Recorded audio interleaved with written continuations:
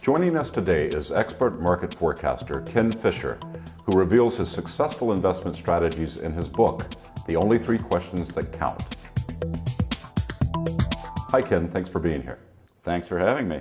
So Ken, what are these three questions? Well, the first question is, what do you believe that's actually false?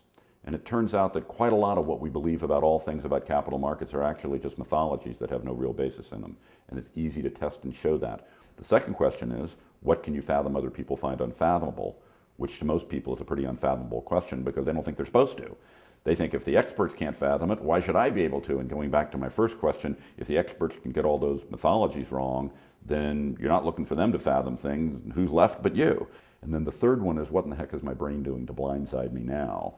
And intuitively, we know that our brains were not set up to do capital markets. Our brains were set up to do other things a very, very long time ago. And so what comes from that is how to reframe the way your brain thinks about things so you think about them more correctly. In your book, you say that challenging yourself is the key to successful investing. Can you explain? There's a third-party independent rating source that rates public prognosticators that says that since 2000 I've been the most accurate of all public prognosticators, and it says I'm wrong 30% of the time. Now, forgetting about whether I'm very good or not, if the most accurate they can find is wrong 30% of the time, you better get used to being wrong, and you better get used to how to deal with being wrong. The key is to improve yourself, and so there I go back to my questions, and the three questions and the only three questions that count really help the investor both minimize error, see things other people don't see, and see where your own brain is leading you astray. Your portfolio strategy column has been running in Forbes for 22 years now. How have your market predictions been so accurate for so long? The most important part about picking single securities isn't picking the single security the way most people think it is. The most important part is picking from the right group of securities. People often confuse this because they pick a hot drug stock and the drug stock does very well for them, and they don't quite notice that other drug stocks are doing well at the same time. Stocks tend to do well when the category that they come from is doing well, and so the most important part of my success in Forbes over all these years is that I've been very good at analyzing what types of things would be doing well and badly at a point. When's the time just to be bearish?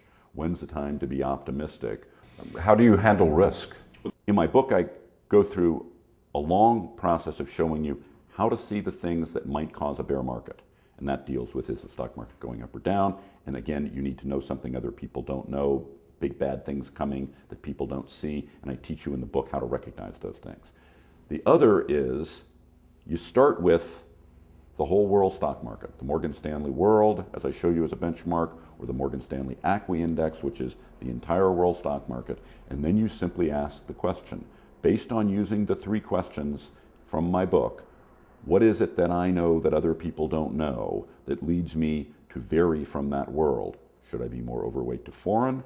Should I be more overweight to the US? Should I be more prone to be in drug stocks, or should I be more prone to be in tech stocks? And then don't be too extreme, because you know that if you're too extreme and you're wrong, it'll kill you. So you use the benchmark itself as a risk control mechanism, because it is what you define otherwise as keeping up with the Joneses. So Ken, why did you decide to write this book? At this stage, this book is kind of a legacy item for me.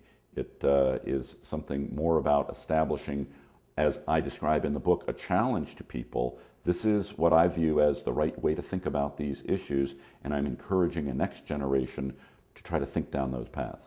Wonderful, Ken. Well, thank you very, very much for being with us today. Thanks for having me. Ken Fisher's The Only Three Questions That Count will give investors the edge to make money consistently year after year.